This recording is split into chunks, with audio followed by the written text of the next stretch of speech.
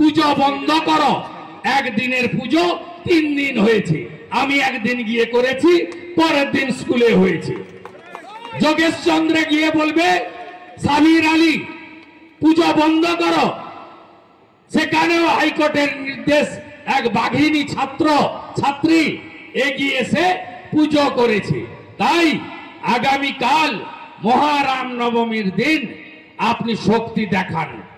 আমরা এমন একটা রাজ্যে বসবাস করি, একদিকে গর্বিত শ্রী চৈতন্য দেব, তিনি নদিয়া নগরে তিনি হরে কৃষ্ণ মন্ত্রের সাথে সাথে রাম রাম করে রাম রাম রক্ষমাম এই আওয়াজ তুলেছিলেন। আমরা স্বামী বিবেকানন্দের ভূমিতে পশ্চিম বাংলায় বসবাস করি, যিনি 1893-তে শিকাগো ধর্ম সম্মেলনে গিয়ে হিন্দুত্বের কথা বলেছিলেন। আমরা স্বামী প্রণবানন্দের দেশে বসবাস করি, যিনি ভারত সেবাশ্রম সংঘ করেছিলেন হিন্দুদের রক্ষা করার জন্য, হিন্দু মিলন মন্দিরের নামে। আমরা এমন একটা ভূমে বসবাস করি যেখানে ওপার বাংলার ওরাকান্ডিতে ঠাকুর হরিচাঁদ ঠাকুর, ঠাকুর গুরুচাঁদ ঠাকুর জন্মগ্রহণ করেছিলেন। 1907-8 সালে মতুয়া সমাজ তৈরি করে ইসলামীকরণ রুখে দিয়েছিলেন, ধর্ম পরিবর্তন রুখে দিয়েছিলেন ঠাকুর মতুয়া সমাজ তৈরি করে। তাই আসুন ঐক্যবদ্ধ হন। এই বাংলায় 492 বছর লড়াই করার পরে অযোধ্যায় যখন রাম মন্দির হয়, তখন আমরা কষ্ট পাই। কলকাতার বুকে সংগতি মিছিল বেরোয় 22শে জানুয়ারি 2024, কোথাও দেখতে পাবেন না। 66 কোটি হিন্দু যখন ত্রিবেণী সঙ্গমে পুণ্য স্নান করেন, মা গঙ্গা, মা যমুনা, মা সরস্বতী ত্রিবেণীতে আমিও ডুবকি লাগিয়েছি, আপনারাও অনেকে গেছেন।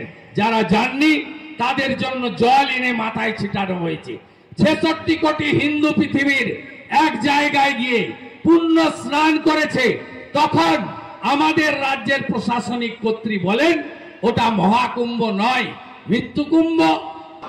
আরে আমরা তো ধর্ম পালনের জন্য রামনবমী উৎসব পালন করব। আপনাদের এত পীড়া কেন? আপনাদের এত যন্ত্রণা কেন?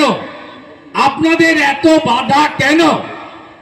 আপনারা বাংলাদেশে বা পশ্চিমবঙ্গে হিন্দু আক্রান্ত হলে কোনো বৈধ ফেক নয়, ভিডিও পোস্ট করলে আপনারা ভিডিও পোস্ট করা তো দূরের কথা, কোন তরুণ হিন্দু, তরুণী হিন্দু যার রক্ত টকবক করে ফুটছে, যে হিন্দুত্বের নামে তার প্রাণবন্ত যৌবন, সে যদি শেয়ার লাইকও করেন তাকে সাইবার ক্রাইম থেকে চিঠি পাঠান, নোটিশ দেন, কেস দেন, ধমক দেন। কেন? হ্যাঁ, যদি ফেক ভিডিও হয় নিশ্চয়ই ব্যবস্থা নেবেন, কিন্তু যদি সত্যি হয় 596টা মন্দির বাংলাদেশে ভাঙেনি, বাংলাদেশে পালপাড়ায় হিন্দু মেয়েদের চ্যাংদোলা করে তুলে নিয়ে যাওয়া হয়নি, বাংলাদেশে চট্টগ্রাম, খুলনা, লালমনিরহাট থেকে শুরু করে এমন কোন জায়গা নেই, লোকনাথ ব্রহ্মচারীর আশ্রম, ইস্কনের আশ্রম, রামকৃষ্ণ ঠাকুরের আশ্রম, গোপাল প্রভুর আশ্রম, হরিচাঁদ ঠাকুর, গুরুচাঁদ ঠাকুরের আশ্রম, বৈষ্ণবদের সমাধি আশ্রম ধ্বংস করেনি, এমন জায়গা নেই। আমি প্রতিবাদ করতে পারবো না। কেন আপনারা বাধা দেন? পশ্চিমবঙ্গে কেন এই রানাঘাটের একটি গ্রামে 112 ফুট উঁচু দুর্গা মায়ের মূর্তি তৈরি হওয়ার পরে আপনারা পুজো বন্ধ করেন? চোখের জলে অসমাপ্ত মায়ের মূর্তিকে ফেলে রাখতে বাধ্য হয়। আপনারা জানেন না ভারতবর্ষের 3টা নাম, 1 ভারতবর্ষ, 2 ইন্ডিয়া, আর 3 হিন্দুস্তান। হিন্দুস্তান হিন্দুদের জায়গা। ভারতবর্ষে যে থাকে তার স্ত্রী হিন্দু, সংস্কৃতিতে হিন্দু, তার ব্যবহারে হিন্দু, তার আচারে হিন্দু। এটাই তো হিন্দুস্তান রাষ্ট্রবাদ। ভারত মাতা, আপনি কেন বাধা দেন আমাদের?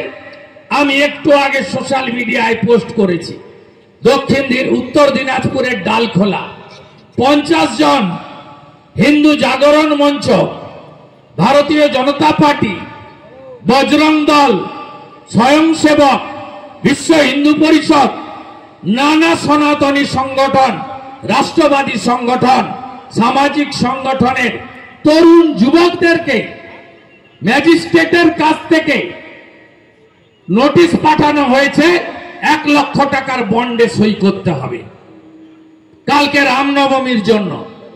কেন কেন এই দমন পীড়ন পশ্চিমবঙ্গে?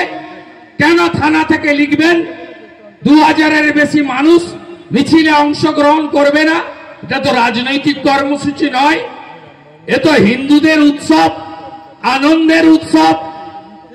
তারা জয় শ্রীরামের ধ্বনি দেবেন, আপনি ভক্তদের সংখ্যা রেস্ট্রিকশন করতে পারেন?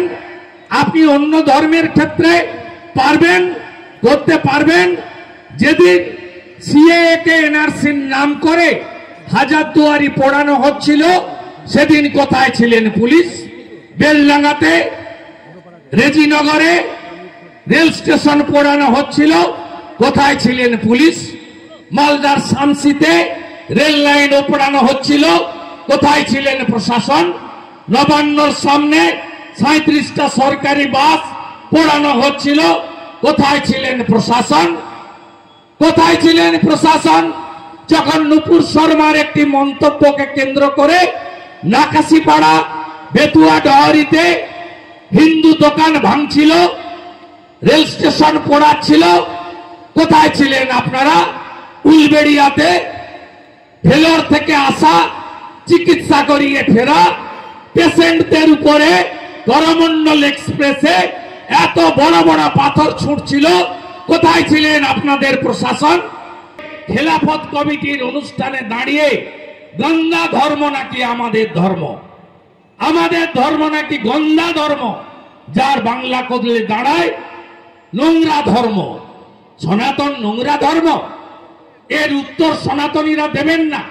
500 টাকার লোভে আত্মসমর্পণ করবেন, পুলিশের মিথ্যা মামলার ভয়ে আত্মসমর্পণ করবেন। গীতায় কি বলেছে? এ মাটি তো গীতার মাটি। এই যে প্রভুরা আছেন, এরা গোটা পৃথিবী জুড়ে যেমন শ্রী জগন্নাথ দেবের রথযাত্রা ইস্কন করেছে, তেমনি গীতার প্রচার প্রসার, গীতা বিতরণ এরাই করেন। এই নদিয়া নগরে, নদিয়ার মাটিতে গীতায় একটা লাইন আছে, ধর্ম রক্ষতি রক্ষিত। ধর্ম রক্ষার কাজ সবাইকে করতে হবে, সবাইকে করতে হবে, সবাইকে করতে হবে। সমস্ত সনাতনীরা জোট বাঁধুন, আগামীকাল শান্তিপূর্ণ ভাবে জয় শ্রীরামের ধ্বনিতে মুখরিত হোক বাংলা। হাই হ্যালো ছোড়ো, আগামীকাল জয় শ্রীরাম বলো। আমাদের ভিডিও ভালো লাগলে লাইক এবং শেয়ার করুন, কমেন্ট সেকশনে গিয়ে জানান আপনাদের মতামত। আরো ভিডিও পেতে আমাদের চ্যানেল সাবস্ক্রাইব করুন এবং প্রতি মুহূর্তে খবরের আপডেট পেতে প্রেস করুন বেল আইকন।